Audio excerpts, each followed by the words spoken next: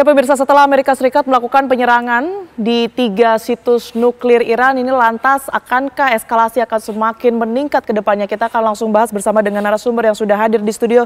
Di sebelah saya sudah ada Pak Teguh Reza Syah yang merupakan pengamat hubungan internasional dari UNPAD. Selamat malam Pak Reza. Selamat malam, salam dari Bandung. Salam dari Bandung, terima kasih sudah hadir di Apa Kabar Indonesia Malam. Kemudian juga di sebelahnya ada Bang Faisal Assegaf yang merupakan pengamat Timur Tengah. Bang Faisal, ya, Assalamualaikum.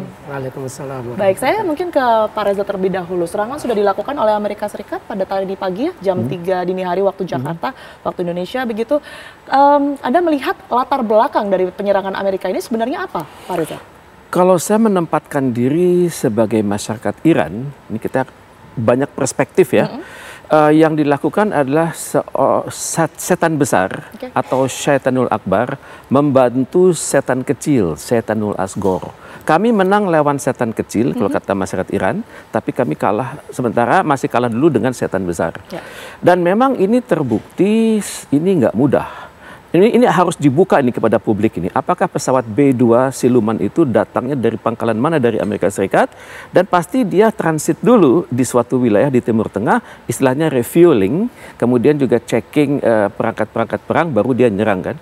Dan juga harus dicek juga dari negara-negara Teluk tersebut, negara Arab tersebut, Timur Tengah tersebut, siapa yang mengizinkan pesawat tersebut lewat dan sebenarnya bisa mengganggu tapi tidak mengganggu. Ini akan menjadi catatan sangat penting bagi Iran. Dan memang terbukti Amerika Serikat menggunakan teknologi yang jauh lebih tinggi daripada teknologi dipakai oleh Israel kemarin. Sebelumnya Israel itu menyerang lewat roket ataupun lewat bom seri seri BLU-109 yang hanya bisa menghancurkan 10 feet saja. Kemudian Israel juga mencoba lewat GBU-28 yang bisa mencapai hanya 220 feet. Tapi ini kali Amerika menggunakan US Bunker Busters dengan kedalaman sampai 60 meter. Itu kalau dibom sekali. Kalau dibom titik yang sama kali kedua itu 60 kali 2. Maka patut dipastikan itu ada hancur-hancuran karena bomnya itu sendiri beratnya 13.600 kilo dan warheadnya itu 2.700 kilo. Dan untuk itu dunia masih melihat-lihat, yang jelas radiasi itu tidak kelihatan. Kalau tidak ada radiasi artinya itu serangan yang salah, serangan yang dipaksakan untuk mendukung Israel tanpa referensi yang kuat. Patut dimengerti kenapa Donald Trump berbeda pandangan dengan kepala intelijen Amerika Serikat. Donald Trump mengatakan aku lebih tahu. Nah, ini kan membuka tabir lebih lanjut siapa yang bersama Donald Trump. Karena dengan Elon Musk saja nggak akur. Dengan wakil presiden juga tidak mesra. Jadi kemungkinan besar ini adalah keputusan dibuat sendiri tanpa restu dari Senat. Oke, termasuk keputusan 2 minggu yang seharusnya dilakukan 2 minggu begitu, tapi dilakukan penyerangan tersebut lebih cepat. Amerika ini pure keputusan dari Donald Trump? Tampaknya Donald Trump bersikap sendiri ya, karena sesuai dengan aturan dengan hukum perang yang didesain oleh Sun Tzu dalam bukunya The Art of War, itu memang bikinlah informasi semembingungkan mungkin, yang bikin lawanmu bingung sedemikian rupa sehingga dia mereka-reka dan dia kehilangan energi dan dia lengah dan kita diserang pada saat itu. Jadi tampaknya Iran sedang hitung-hitung apakah pemboman ini daya rusaknya seperti apa. Karena ada indikator misalnya tunnel entrance, itu apakah hancur, kemudian electrical substation hancur, kemudian fuel enrichment apakah hancur, kemudian underground enrichment program hancur. Jadi Iran masih menghitung-hitung sedahsyat apa sih serangan Amerika Serikat tersebut, dan tentunya kan menyangkut ego pimpinan Iran. Siapa kita punya ego kok. Apakah dia merasa perlu dibalas atau enggak? Tampaknya juga Amerika Serikat dan Israel bingung apakah Iran akan melakukan pembalasan. Untuk di hari, tapi itu sudah masuk perhitungan pastinya ya. Ketika Iran dengan kita ketahui kekuatan militernya yang juga tidak bisa diragukan begitu, ini nantinya akan membalas Amerika, ini juga akan dipertimbangkan oleh Amerika? CIA punya kalkulasi, punya skenario. Tapi yang tidak mereka ketahui adalah bagaimana konstruksi berpikir pemimpin Iran, yakni Ali Khamenei dan Presiden Pezeshkian. Itu mereka tidak tahu. Dan saya pikir pimpinan Iran itu bukan pimpinan yang terpilih sembarangan kan. Mereka punya kaliber tinggi, intellectual quotient, spiritual quotient, emotional quotient, leadership quotient, managerial quotient. Ini adalah benar-benar pemimpin yang sangat terpilih. Saya bergeser ke Bang Faisal. Bang Faisal, seberapa besar Anda melihat adanya kemungkinan ya perang terbuka antara Iran dengan koalisi Amerika Serikat dan juga Israel ini? Ya, sebelum sampai ke situ saya ingin menegaskan dulu bahwa Amerika melakukan kesalahan untuk kedua kalinya. Sebelumnya mereka berbohong ketika menumbangkan rezim Saddam Hussein pada 2003 itu dengan alasan punya senjata pemusnah massal. Nah sekarang Amerika berbohong lagi kepada dunia bahwa Iran sedang sedang membuat senjata nuklir. Padahal kita tahu tim inspeksi dari Badan Tenaga Atom Internasional IAEA sudah menyatakan belum ada bukti.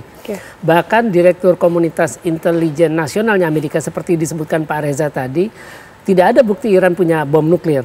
Artinya kan Amerika kembali berbohong, khususnya ini Presiden Donald Trump berbohong kepada dunia bahwa Iran sedang mengembangkan senjata nuklir sebagai ancaman bagi kedamaian dunia. Terus apakah Iran nanti akan membalas? Sebenarnya Iran punya 4 pilihan. Satu pilihan udah dilakukan, ya ini terus menyerang Israel. Jadi 4 jam setelah serangan terhadap 3 fasilitas nuklir Iran, itu Iran membalas ke Tel Aviv dan Haifa. Itu bahkan mereka untuk pertama kali menggunakan peluru kendali paling mematikannya Iran namanya Khorramshahr 4 atau Khaybar. Nah itu kita lihat Tel Aviv, Haifa juga luluh lantak. Kemudian juga ada pusat pengembangan senjata biologi dan kimia Israel itu di daerah Nosazei, saya lupa namanya, itu sekitar 20 km dari Tel Aviv hancur. Kemudian juga fasilitas nuklir Sorek punyanya Israel juga dihantam oleh peluru kendali Iran. Nah ada 3 lagi opsi yang bisa dilakukan Iran sebagai respon terhadap serangan Amerika dini hari tadi, yaitu menutup Selat Hormuz, menyerang semua pangkalan Amerika di Timur Tengah. Dan satu lagi adalah keluar dari NPT, perjanjian proliferasi nuklir, non-proliferasi nuklir. Iran sebenarnya sudah menunjukkan niat baik, makanya mereka bergabung dengan NPT. Berbeda dengan Israel yang tidak pernah mau bergabung dengan NPT. Oke, baik. Untuk tadi sudah disinggung ya, penutupan Selat Hormuz ini mungkin sekali dilakukan. Ini nanti konsekuensinya akan seperti apa? Mungkin bisa diberikan gambarannya, Bang Faisal. Ya, Selat Hormuz ini salah satu jalur pelayaran penting dunia. Itu sekitar 20% suplai bahan bakar dunia itu lewat Selat Hormuz. Itu setiap hari itu bisa belasan, 15 sampai 16 kapal tanker ya, masing-masing bisa membawa 1 juta liter minyak bumi. Nah, ini tentu akan mengganggu pasokan minyak bumi dunia, Eropa, ya, Amerika dan lain-lain. Dan hal ini juga akan meningkatkan harga minyak global. Nantinya mungkin bisa lebih dari 100 kalau memang itu dilakukan oleh Iran. Oke, baik. Indikasi nyata bahwa nanti perang ini akan menjadi perang regional begitu ya, yang kemudian ini melibatkan negara-negara Teluk, kemudian juga Turki dan juga Rusia. Ini seperti apa, Bang Faisal? Kalau misalkan Israel menutup Selat Hormuz itu yang rugi banyak pihak kan, ya, termasuk eksportir karena mereka kapal harus mutar, itu ongkosnya lebih mahal, ya efeknya tadi harga naik. Terus kemudian pasokan telat, pasti semua dunia berteriak akan hal itu kalau misalkan Iran menutup Selat Hormuz. Yang kedua, kalau misalkan Iran juga menyerang pangkalan militer Amerika di Timur Tengah, itu kan pangkalan ada antara lain di 6 negara Arab Teluk. Arab Saudi, UAE, Kuwait, Bahrain, Qatar, Oman. Itu selain itu punya efek domestik ke negara masing-masing kalau itu diserang. Pertama karena negara-negara kerajaan itu sendiri menggantungkan keberlangsungan rezimnya terhadap dukungan militer Amerika. Kalau misalkan pangkalan militer itu hancur, tidak ada lagi dukungan militer Amerika atau kehadiran militer Amerika di sebuah negara Arab Teluk itu sendiri, ya revolusi bisa saja pecah di sana. Karena kita tahu ketika terjadi revolusi Arab 2010 sampai 2011 itu mereka ketar-ketir. Makanya bisnis atau kontrak pembelian senjata itu 6 negara Arab Teluk itu sangat besar dengan Amerika ketika terjadi revolusi Arab di Timur Tengah. Nah, terus kemudian kalau Iran keluar dari NPT, artinya Iran tidak lagi terikat untuk tidak membuat senjata nuklir. Kan itu efeknya. Nah, ini yang ditakutkan oleh Israel terutama. Karena Israel kan menganggap Iran ini sebagai ancaman keberlangsungan mereka di Timur Tengah. Eksistensi mereka di Timur Tengah ini ancamannya adalah Iran.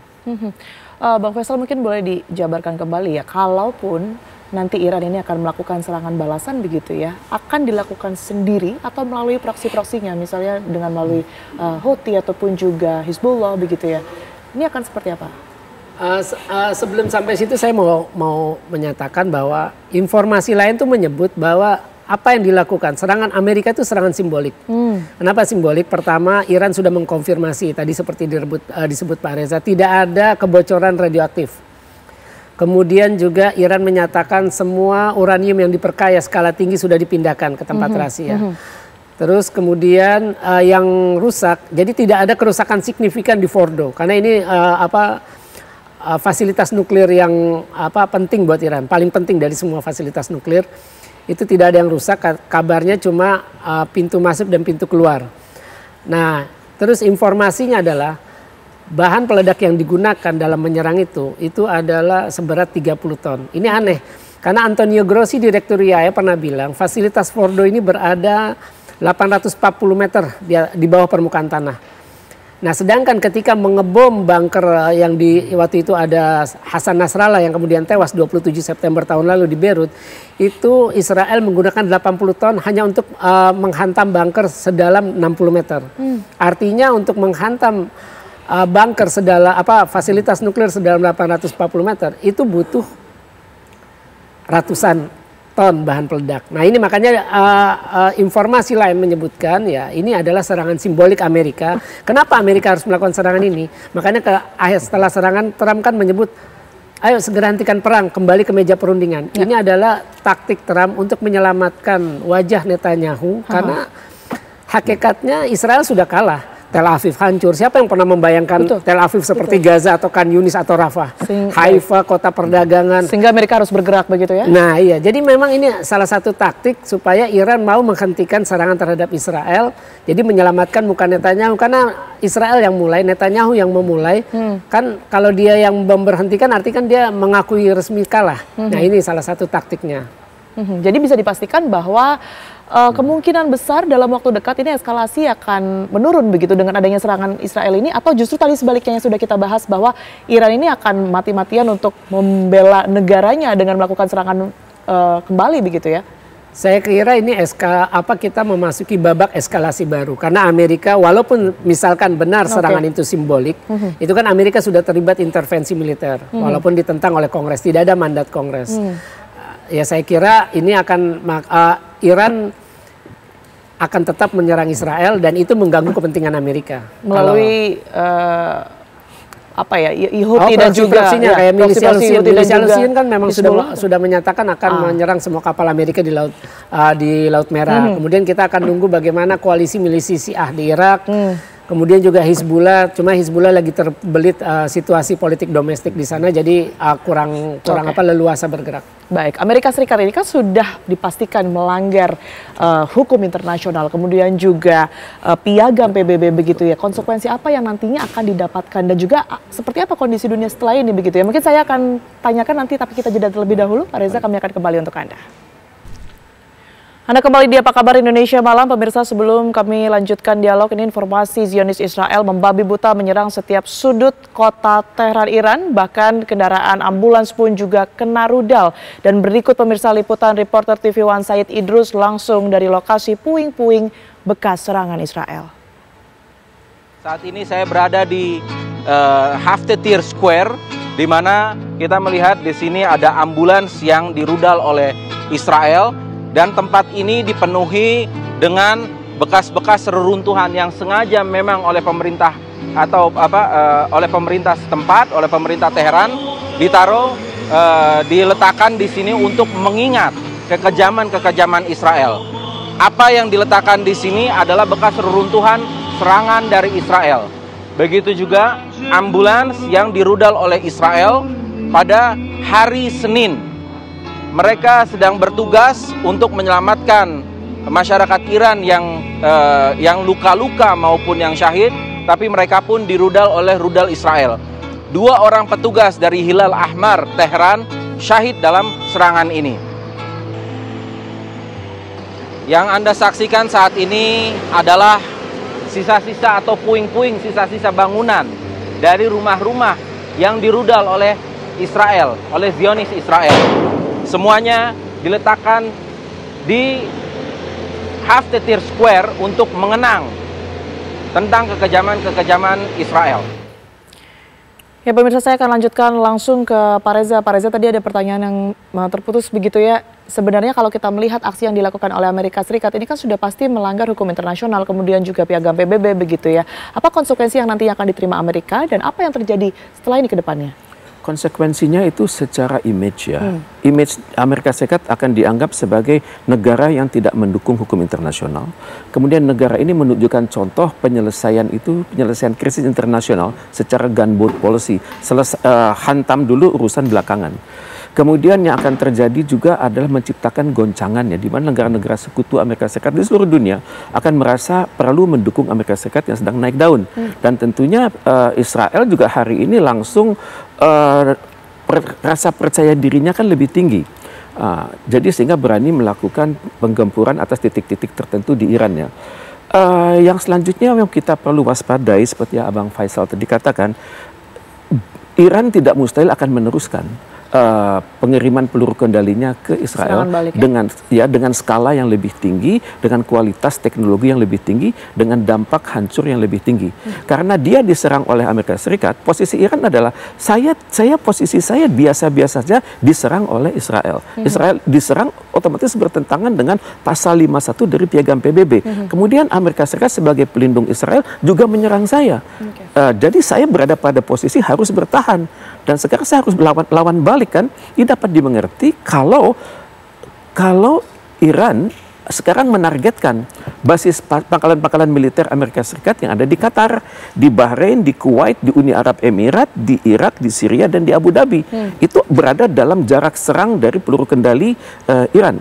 Israel saja yang 1.700 kilometeran itu bisa diserang dengan presisi yang sangat tinggi. Jadi apalah artinya pangkalan militer di Qatar yang jaraknya 775 km, pangkalan militer Amerika Serikat di Bahrain jaraknya 1.200 km, pangkalan militer Amerika Serikat di Kuwait yang berjarak 1.400 di Irak, di Syria itu di wilayah perbatasan, bahkan di Abu Dhabi jaraknya 1.700 km. Jadi tampaknya lokasi utama yang paling mungkin untuk kemudian dilakukan serangan balik dari Iran begitu ya? Mungkin sekali. Tampaknya Iran sedang memilih-milih ini. Pangkal itu akan diserang apakah lewat Gadar seri F atau seri H, kemudian Shahab seri 3, ataupun Khalil Fars, ataupun Zohair, seperti apa. Yang jelas ini tentara-tentara Amerika Serikat yang sedang ada di wilayah-wilayah itu stresnya tinggi. Dan otomatis juga masyarakat mereka di dalam negeri, keluarga mereka juga bingung, takut. Mereka dengan kewaspadaan tinggi mengantisipasi serangan-serangan tersebut ya? Ini yang akan mengingatkan saya pada kondisi Perang Vietnam, di mana Amerika Serikat itu dipaksa untuk mundur atau menurunkan eskalasi karena tekanan dari dalam negeri. Ini yang belum terjadi. Oke, baik. Anda melihat dalam situasi seperti itu, negara-negara besar ini kemana? Antara Tiongkok mungkin, kemudian juga Rusia? Rusia itu ada kekhawatiran kalau serangan ini berdampak nuklir ya. Misalnya kalau Amerika Serikat menyerang Iran dengan kekuatan nuklir. Ini yang kita akan lihat ke depan ya. Karena kalau terjadi nuklir itu kan kepunahan suatu peradaban. Walaupun di suatu region tertentu dunia sudah melihat kan bagaimana dampak dari Nagasaki, Hiroshima dan juga dampak dari Chernobyl. Dunia sudah lihat bukan hanya manusia dan hewan-hewan itu, tumbuh-tumbuhan itu tidak bisa tumbuh lagi, tapi juga wilayah tersebut tidak bisa dihidupi untuk waktu yang lama. Jadi yang dikhawatirkan oleh Iran adalah kalau itu serangan nuklir, itu akan sangat berdampak kepada penduduk Iran, dan dalam suasana yang keotik, yang kacau balau tersebut akan terjadi perpindahan besar-besaran, persis seperti saat Rusia menyerang Ukraina. Dan juga Iran khawatir terlahir pemimpin yang berbeda kualitas dengan yang sekarang, dan juga kemungkinan besar dikhawatirkan oleh Rusia ya, ada pejabat-pejabat militer, pejabat politik yang bertindak secara mandiri sehingga bisa membahayakan perbatasan Iran itu sendiri. Berbatasan di barat itu dengan Irak, perbatasan di barat laut dengan Turki, Azerbaijan dan Armenia. Jadi ini dikhawatirkan akan ada gelombang pengungsi. Tapi sementara ya tampaknya Iran masih bisa mengendalikan diri. Baik, lantas bagaimana posisi dan juga dukungan yang diberikan mungkin dari negara-negara Arab ya, baik itu Arab Saudi maupun juga Uni Emirat Arab, Bang Faisal? Dari awal itu negara-negara Arab sudah memberikan kecaman terhadap serangan Israel terhadap Iran. Itu bentuk dukungan politik, tapi kalau kita mengharapkan negara-negara Arab bersama Iran menggempur Israel itu tidak mungkin, karena kan mereka merupakan sekutunya Amerika. Mereka mengandalkan sistem pertahanannya kepada Amerika. Kemudian rezim-rezim yang berkuasa di sana juga mengandalkan keberlangsungan hidup mereka terhadap dukungan Amerika. Artinya mereka lebih berhati-hati untuk mengambil sikap dalam hal ini. Iya, jadi mereka lebih hanya memberikan kecaman dan simpati terhadap Iran. Oke, baik. Kemudian kalau kita melihat kemarin kan juga ada pertemuan antara Presiden Rusia begitu ya dan juga Indonesia. Ini nanti dampaknya akan seperti apa? Mungkin dari Pak Reza terlebih dahulu. Dampaknya adalah salah satu reputasi Indonesia itu semakin menaik ya. Karena tidak banyak negara yang bisa berhubungan langsung dengan Rusia.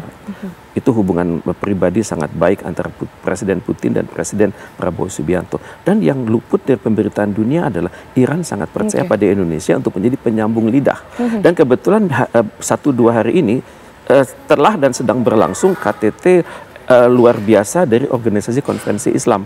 Tentunya Indonesia akan mampu menempatkan dirinya secara lebih dengan ide-ide yang lebih jauh karena kita mendapat amanah dari Iran dan kita memiliki pengalaman di gerakan non-blok, pengalaman di Asia Afrika, pengalaman di Organisasi Konferensi Islam, pengalaman di Selatan-Selatan, dan juga reputasi dari Liga Arab. Dan untuk itu Indonesia pernah mendapat amanah kan dari KTT luar biasa OKI dan Liga Arab untuk bersama negara-negara seperti Turki, Yordania, dan Mesir untuk mengupayakan terciptanya perdamaian di Timur Tengah pada saat kita menghadapi kasus Palestina melawan Israel. Sekarang kasusnya lebih besar lagi. Ini berpotensi adalah Perang Dunia Ketiga.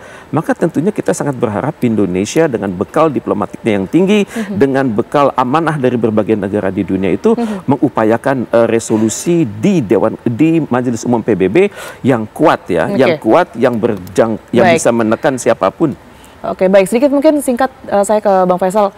Kalaupun ada yang kemudian bisa menahan Iran untuk melakukan serangan balasan, ini seperti apa dan juga apa yang bisa membuat nantinya eskalasi perang ini bisa semakin menurun?